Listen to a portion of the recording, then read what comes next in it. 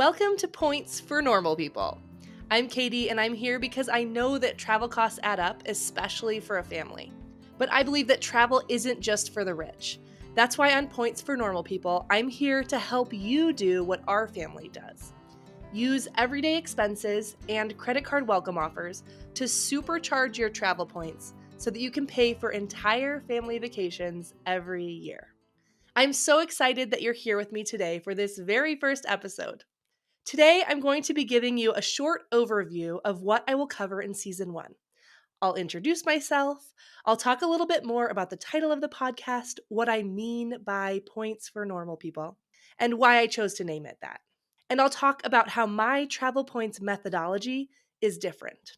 I'm assuming that you're here because you want to travel more, but as we all know, travel costs add up, especially when you're a family and you have to multiply the cost times 3 or 4 or more. Maybe you've had the experience of dreaming up a fun trip, but as you start to research it, you're tallying the costs and you're just feeling discouraged. Maybe you have credit card points you've been faithfully saving for years to help with travel costs, but when you go to redeem them, you find they only cover a small part of your vacation. Maybe you've been seeing posts pop up on social media about people traveling the world with credit card points they seemingly get in boatloads. And while you're skeptical, it intrigues you and you're trying to figure out the catch. Maybe you've started dabbling with credit card points but are feeling bogged down with the learning curve. Or maybe you're into points but find a lot of the blogs and social media accounts unrelatable to how you and your family travel. Maybe you're here for another reason. I just want you to know that you are welcome here, whatever your stage of life and whatever your experience with points. I'm Katie, and I'll be your guide here into the world of points. I've been in the travel points hobby for 13 years. In that time, our family has used points to stretch our travel budget in ways that we never thought would be possible. But I want you to know right now that this podcast isn't about me. It's not about where I've been on points or how I use my points. It's going to be about teaching concepts that you can take and use to meet your own travel goals. I do want to share some of my background here so that you can see where I'm coming from and understand my experience with points. So here are some of those highlights and how I got to the point, pun intended, where I am today recording this podcast. We have been to Asia with our kids 5 times with points. 5 times. That alone is crazy to me. Thanks to learning these tricks, we've been loyal holders of 1 or 2 Southwest Companion Passes for 10 years. I'll devote full episodes later to the Southwest Companion Pass because it is my favorite deal, but for 10 years now, we haven't paid for a single domestic flight thanks to points in the Companion Pass. We've used points for road trip hotels and fancy all-inclusive resorts. We've taken our kids to Hawaii and London and Costa Rica and more.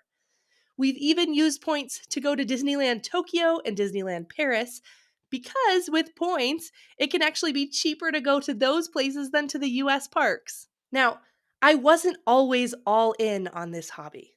For me, the biggest catalyst from going from casual points collector to points millionaire was when we were in the process of adopting our son from the Philippines. It was my first really big goal, and in order to earn the points in the short time I had to earn them, we really had to kick it into high gear. After we had kicked it into higher gear, we just stayed there and kept earning points with the streamlined systems I had developed for myself. When I was learning about how to earn and redeem points, I didn't see many people like myself that I could learn from. The blog space was dominated by mostly dudes who were very focused on certain kinds of points redemptions like luxury flights and very aspirational hotels.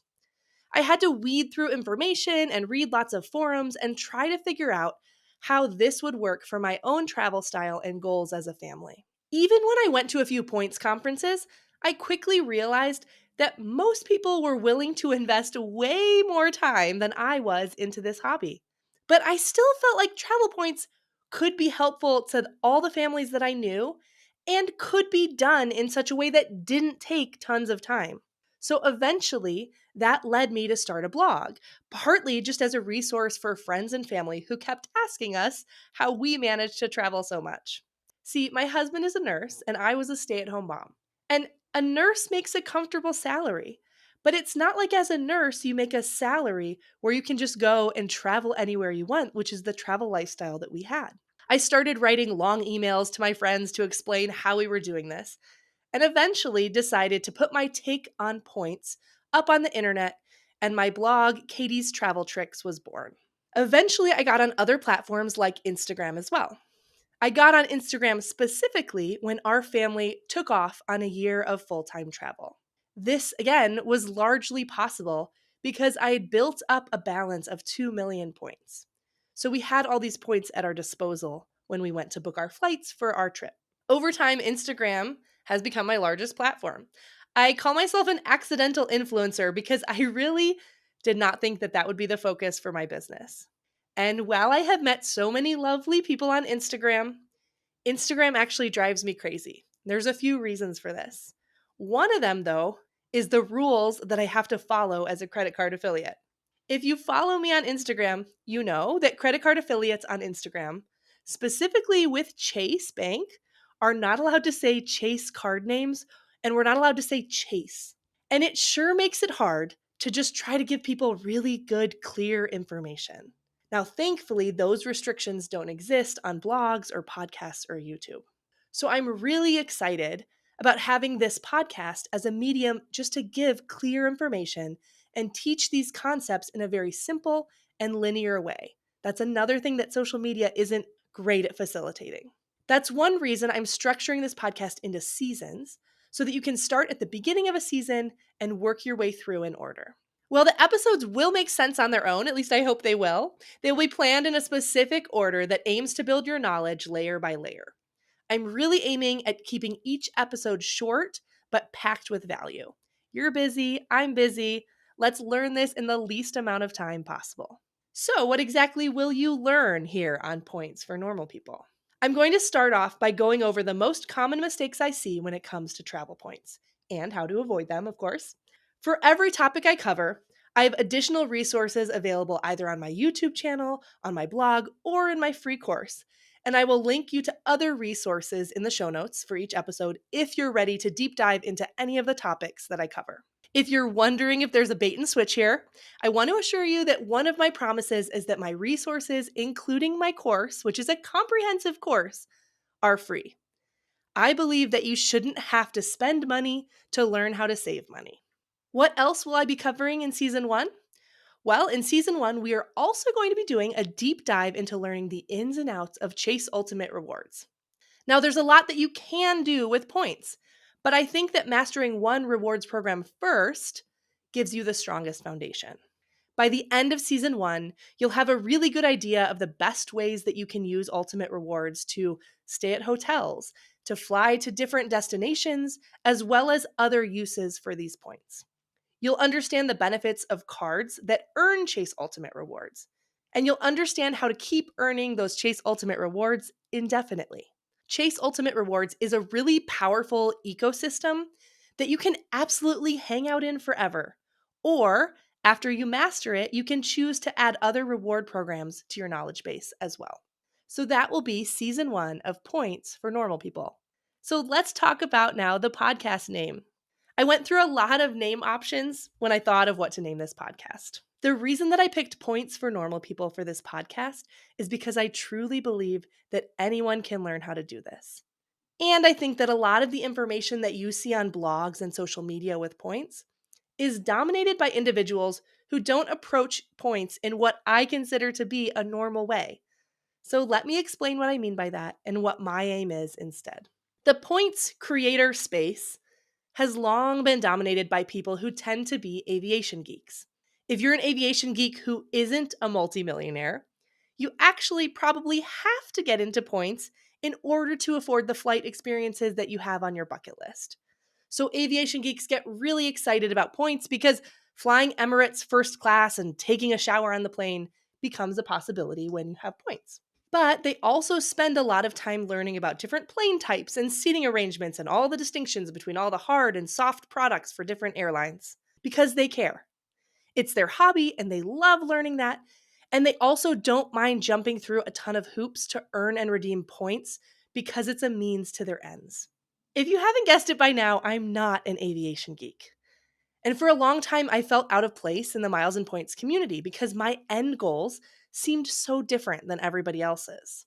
But as I started building a community of my own through my blog and my Instagram and my Facebook group, I realized that there was a heck of a lot of people just like me.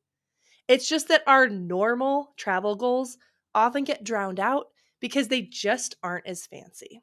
I want to focus in on all the stuff that tends to get neglected because, frankly, luxury sells better. This is for normal people who want to know the easiest ways to get points and the easiest ways to spend them. I've been in the points world long enough to understand how to book all the fancy experiences. And I can tell you that pretty much anyone that you're seeing flying business class multiple times a year, they are jumping through a lot of hoops to do that. It's a hardcore hobby for them, and they are spending a heck of a lot of time doing things to accomplish their goals. They do that because it's worth it to them, and that's great. But this podcast is about maximizing your return on time invested. What are the easiest ways to get points, and what are the easiest ways to spend them? How can we spend the least amount of time, but still be able to create memories through travel? This podcast will also have a different definition of value when it comes to points. The thing that I love most about points is the wide range of experiences that it can give you. And it has given our family some really amazing experiences. We can sit down as a family and talk about where we feel like going. And pretty much anywhere, with the exception of Antarctica, is possible to do. And I love that. But do you know what I think is way more valuable than the trip we took to Japan or the $2,000 a night suite we stayed in Florence, Italy? It's that having points helps us build stronger connections with our extended family. I'm going to say that again because I want to give extra airtime to it. So for us, the most valuable use of our points is that it helps us build stronger connections with our extended family. Having points to cover our flights has allowed us to say yes to so much more family time. We're able to fly to Colorado multiple times a year so that my kids can spend more time with their cousins. When my cousin got married last summer, we could cover it and we didn't even think twice because we knew we'd use our Southwest points and companion passes to fly there. Last year, my husband had an aunt who passed away, and he was able to book a flight for him and add his sister as his companion to fly down to Alabama to spend time with his aunts and his uncles and his cousins at the memorial service. Again, we didn't even have to think twice about it. We don't have to think about these kinds of travel decisions anymore because we just know we have the points to do it. So, what does it mean to get a high value for your points? To me, it means to use your points for the things that you value. Almost every other points creator that I know uses a valuation for points that is cents per point. It's a big deal in some circles to have bragging rights on this. So they figure out what a flight would cost in dollars, how many points they paid, and then they use the ratio to determine their cents per point. I'm going to tell you right now, I do not do that calculation. I have rarely, if ever, done that calculation. I think that the most valuable thing that you can do with your points is to use them for the things that you personally value and that you want to do. If points will allow you to start seeing your grandma twice a year instead of once a year, that's an enormous value that it's adding to your life. If you've always wanted to go to Spain or Bali or London, and you can do that now, that's a great use of points because it adds value to your life. It doesn't matter if your cents per point is low if you're accomplishing your travel goals. And if you dwell too much on cents per point, it can skew your perspective and mindset so that you lose touch with the experiences that do truly add value to your life. It can also make it easy to start comparing yourself to other people. I feel really strongly about wanting to be a voice reminding you to value what you value. How do you like to travel? Where do you want to go? That's again what points for normal people means. Using your points for the things that you want, not what everybody else seems like they're doing on social media or blogs or whatever else. I hope you're excited to dive in and learn more and be part of this community. I'm excited to be here. I'm going to end each episode with an action step that helps you move forward with your travel goals. Today, the action step is pretty easy. Keep listening to more podcast episodes.